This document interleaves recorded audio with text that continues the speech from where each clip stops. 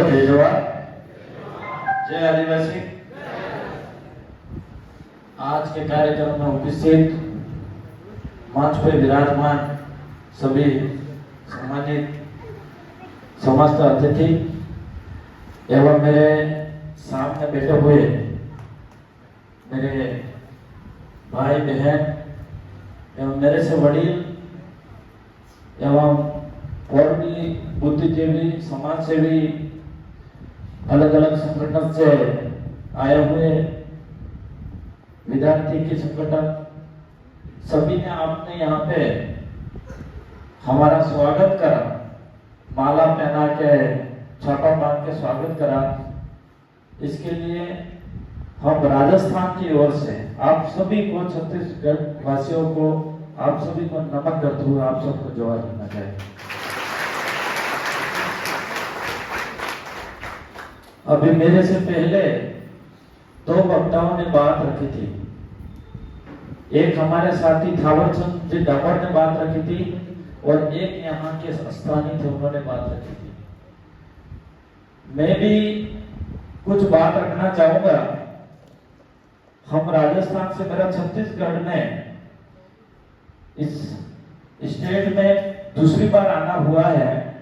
पहली बार जब आया था मैं रांची में आया था, वो आदिवासी अधिकार मंच का कार्यक्रम था, उस कार्यक्रम में मेरा आना हुआ था और दूसरा कार्यक्रम है ये।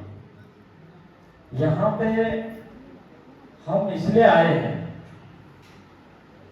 कि यहाँ छत्तीसगढ़ और बस्तर में काफी सारी न्यूज देखते थे, हम अलग अलग वीडियो देखते थे और यहाँ पे जब ऐसे वीडियो देखा जाते हैं, न्यूज़पेपर में पढ़ते हैं हम, तो काफी बड़ा दुख होता। कई गोलीबारी हो रही है, कई पूरे के पूरे गांव उजड़ रहे हैं, तो कई कई छोटे बच्चों तक की हत्या की जा रही है, कई बलात्कार की न्यूज आ रही है। काफी बड़ा दुख हुआ। और फिर हमारे जो सीनियर एमएलए राजकुमार जी से मैंने कहा और उन्होंने भी कहा कि वहां पे वो हकीकत है। और वहां मेरी भी एक उम्मीद थी कि मैं भी एक छत्तीसगढ़ में जाए, हम लोग बस्तर में जाए और ग्राउंड लेवल पे गांवों के अंदर जाके हम थोड़ा फीडबैक जाने, वास्तविक वहां पे क्या स्थिति बन रही है, यहाँ पे जो समस्या हो रही है, जो आप जो संघर्ष कर रहे हो, आपके साथ जो अत्याचार शोषण हो रहा है, और वहां पे अलग तरीके से अदर स्टेट में दिखाया जाता है। आज यहाँ पे आने के बाद हमें ऐसा लगा, हकीकत आपके सामने जो संघर्ष है, हकीकत आपके सामने जो शोषण अत्याचार हो रहा है, जो सरकार कर रही है आपके साथ, जो यहाँ के पूंजीवादी लोग कर रहे हैं, यहाँ के प्रभुत्वशाली लोग कर रहे हैं आप पे अत्याचार शोषण, वो कभी न्यूज मीडिया ने नहीं दिखाया। उल्टा आदिवासियों को नक्सलवाद घोषित करने में सरकार और यहाँ के प्रभुत्वशाली लोग लगे हुए हैं। आज बस्तर में काफी सारे युवा साथी मेरे भाई बहनों के साथ हमारा भ्रमण करने में गए हम, घूमे हम।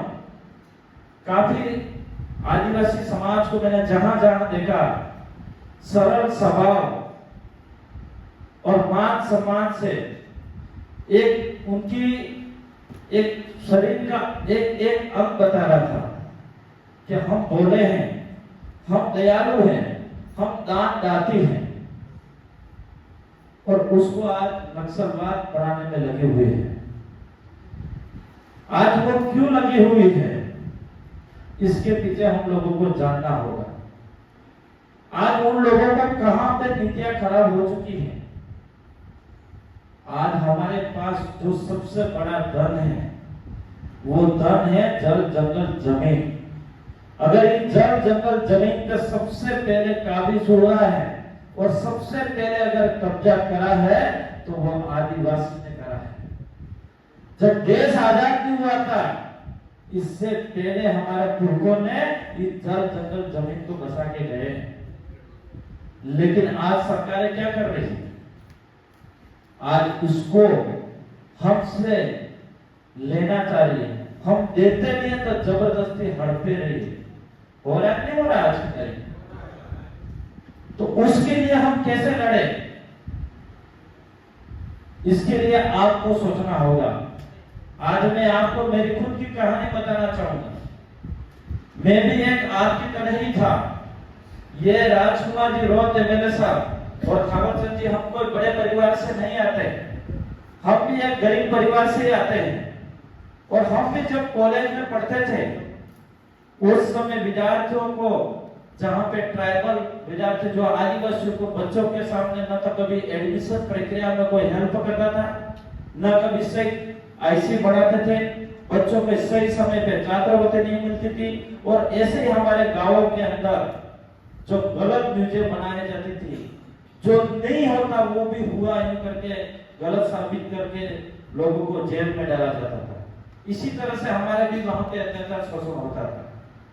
तो हम लोगों ने भी सोचा, हमारा रिजर्वेशन जो हमको मिलना था वो नहीं मिला।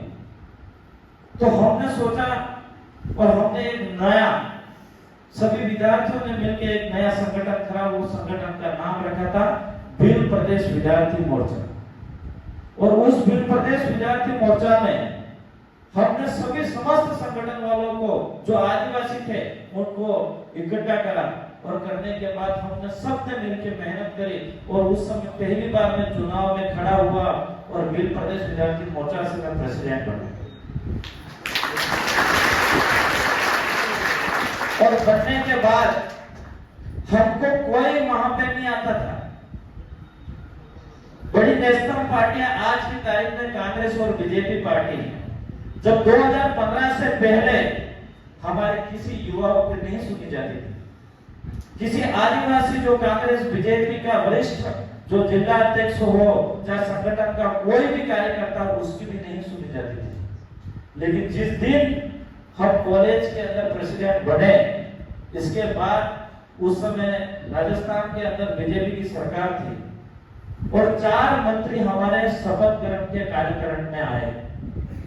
वो इसलिए आए कि हमने कुछ नया काम करके दिखाया, इसलिए वो 4 मंत्री वहां पे हमारे कॉलेज में आए।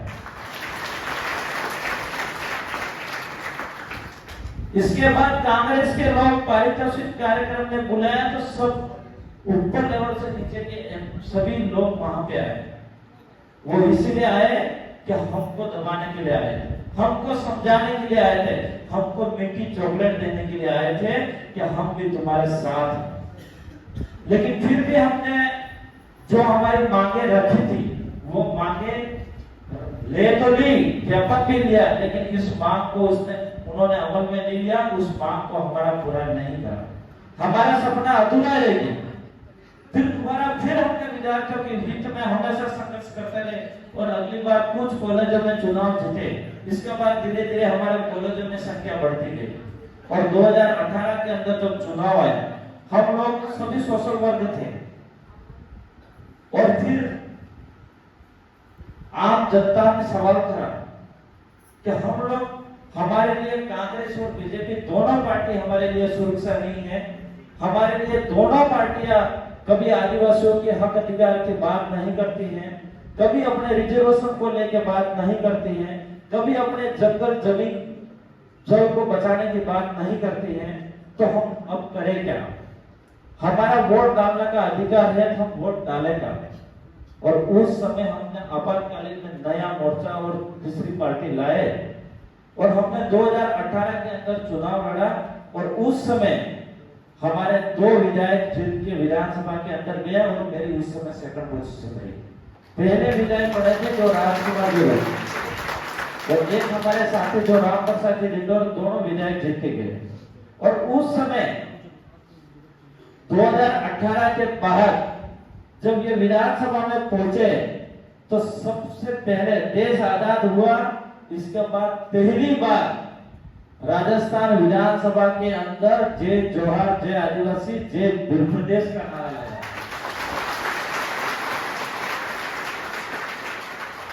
और वहां पे हमारे राजस्थान में उदयपुर संभाग के अंदर 17 सीटें विधायक जीत के जाते हैं जो आदिवासी के रिजर्व सीट है।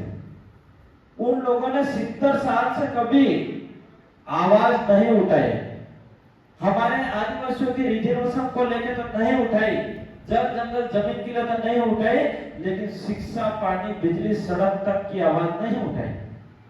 लेकिन 2018 के बाद राजस्थान विधायक हमारे राजकुमार जी और राम प्रसाद जी वहां पे आवाज उठाई, तो जो विधायक जो रिजर्व सीट से जीत के जा रहे थे, गूंगे थे, जो नहीं बोल रहे थे, वो भी हमारे दोनों विधायक की नकल करके बोलना स्टार्ट कर दिया। आज राजस्थान में एक परिवर्तन होने से कहीं कहीं मैं समझता हूं कि छत्तीसगढ़ का भी कुछ असर पड़ा होगा। आज असर के अंदर असर पड़ा होगा। कल आंध्र प्रदेश के अंदर गए थे, वहां पे भी असर पड़ा है। एमपी, मध्य प्रदेश के अंदर, गुजरात के अंदर, सब जगह असर पड़ रहा है। मैं आप सभी युवा साथियों से इसीलिए कहना चाह रहा हूं, आपके सामने हम भी युवा ही हैं। आज इस देश को बदलने के लिए सबसे बड़ा अगर योगदान है तो युवाओं का योगदान है। आज बीजेपी को सत्ता में सबसे ज्यादा लाने वाले कौन है? युवा है। आज मैं कहना चाह रहा हूं, हम देश लेवल की तो बात नहीं करें, लेकिन आपका जो गांव है, आपका जो परिवार, गांव, आपका जो एरिया, जो अपना बस्तर है, इसको देश मान लो और उसी में युवा लग जाओ और इस युवाओं को जो रूपरेखा है वो बदलने का काम करने का आप सबको जिम्मेदारी लेनी होगी। वो तभी संभव है जब सब आप एक होगो। आज मैं यहाँ पे कई कार्यक्रम सुना था मैं कि सर्व समाज, अब सर्व समाज हमारे समाज को जैसे सभी कास्ट आ गई, इसमें जनरल आ गया, एससी हो गया, ओबीसी आ गया, सभी मतलब कास्ट 36 कौम पूरे आ गए, उसको सर्व समाज बोलते हैं। तो हम लोग ये समझना पड़ेगा कि सबसे पहले हम लोग सब एक हैं। हमारा जो आदिवासी है वो एक समुदाय है। आज हमारी जो ताकत को बिखरने का काम करा है वो अलग अलग टुकड़ों में भाग करके हमारे ताकत को तोड़ने का काम करा है। तो क्यों नहीं हम सब लोग आदिवासी हैं, तो हम सब लोग एक होके, हमारी लड़ाई एक है, हमारी मांग एक है, हमारा हक अधिकार की मांग है, तो हम सब एक होके लड़ाई क्यों नहीं लड़ते? अलग अलग कब तक करते रहेंगे? एक उदाहरण देना चाहूंगा मैं। ये मेरा हाथ है, ये एक मुट्ठी है। अगर ये अंगुली यूं करके मैं किसी को मारूंगा तो नुकसान मेरा खुद का हो जाएगा, और ये अगर मुट्ठी भर के करके मैं मारूंगा तो सामने वाला गिरेगा। तो आपको जितनी अंगुली की तरफ नहीं रहना है, आपको एक मुट्ठी में रहना होगा। तो सामने वाला चाहे केंद्र सरकार हो, चाहे राज्य सरकार हो, चाहे यहाँ का स्थानीय विधायक हो, वो भी डर के आपकी मांगों को मानेगा और उस मांग को भी पूरे करने पे मजबूर हो जाएगा। ये मैं आपसे बताता हूं। वो ताकत आप तक आनी पड़ेगी, तभी वो संभव है। आज मैं कहना चाह रहा हूं, युवा ही परिवर्तन कर सकता है। और आप में से कई सारे बुजुर्ग हैं, और बुजुर्गों के लिए मैं एक संदेश देना चाहता हूं। आज बुजुर्गों का अगर सबसे बड़ा कोई धन है तो वो माँ बाप, वो धन सबसे बड़ा है वो बच्चे हैं। हर बुजुर्ग को, हर माँ बाप की यह उम्मीद रहती है कि मेरे बच्चा, मेरी बच्ची छोटी मोटी कोई जॉब करे, छोटी मोटी कोई नौकरी करे, अच्छी पोजीशन पे छोटा मोटा धंधा करे। ये हर माँ बाप, माता पिता की उम्मीद रहती है, ये सपना रहता है। तो उस सपने पूरे करने के लिए इस युवाओं को भी बुजुर्गों को साथ देना होगा, तब जाके हमारी लड़ाई को लड़ पाएंगे हम लोग। ढोल की ताली एक हाथ से नहीं बजती। अभी हमारे स्वागत में आए थे, एक हाथ से वो ढोल बजा रहा था क्या? नहीं बजा रहा था, तो 2 हाथ से ढोल बजता है। तो हमारे युवाओं को भी साथ चाहिए, जितना युवाओं का साथ है इतना साथ बुजुर्गों को भी साथ चाहिए।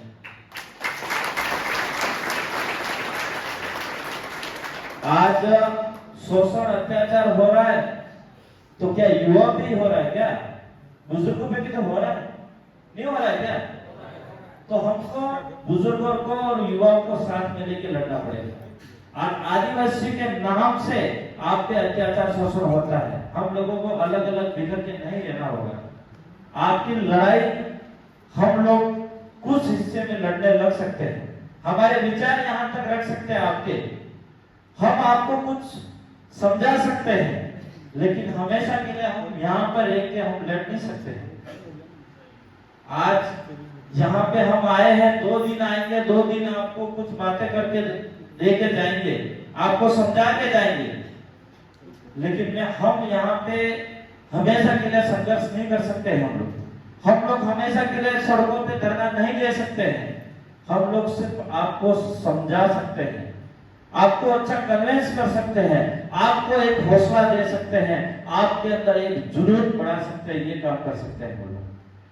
लेकिन इसको बरकरार रखना और आगे किस तरह से बढ़ना, ये आप पे डिपेंड करता है। तो मैं सभी युवा साथियों से यही निवेदन करना चाहूंगा, बुजुर्गों और मेरे बुद्धिजीवी वरिष्ठ, मेरे से काफी सारा आपके पास अनुभव होगा।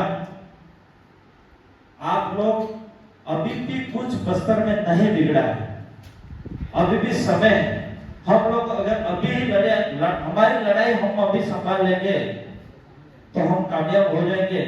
नहीं तो अभी मुझे लगता है 25% 30% आज तक जंगल साफ हुआ होगा, लेकिन जिस दिन 70% जंगल साफ हो जाएगा, उस दिन तुम लड़ाई लड़ने जाओगे तो फिर हमारे जो वंश है वो गालियां देगा हमको, ये मेरा मानना है।